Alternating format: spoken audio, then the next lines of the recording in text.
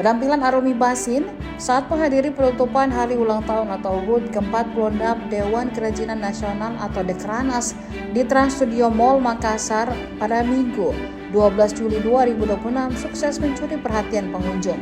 Istri Wakil Gubernur Jawa Timur Emil Elistianto Dardak itu tampil anggun mengenakan baju bodo berwarna merah menyala, busana tradisional khas Sulawesi Selatan. Balutan busana adat tersebut membuat penampilan Arumi terlihat berbeda dari biasanya, namun tetap memancarkan kesan elegan dan berkelas. Baju bodo merah yang dikenakannya dipadukan dengan aksesoris bernuansa emas, mulai dari kalung berukuran besar hingga hiasan kepala khas Bugis Makassar yang menjulang membentuk mahkota.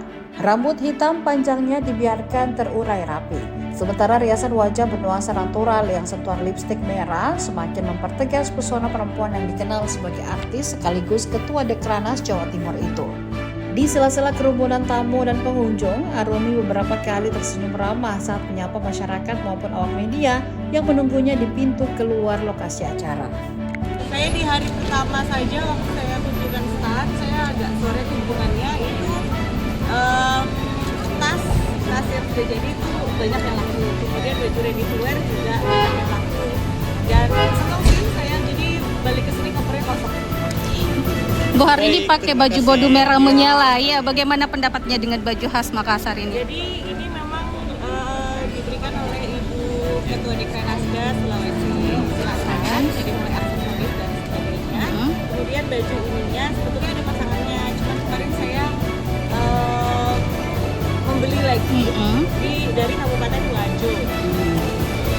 Oke deh. Kita punya satu pavilion itu, kami membawa cukup banyak produk, dan itu dari Jawa Timur. Kemudian ada juga kontribusi mandiri dari Kabupaten Kota Jawa Timur.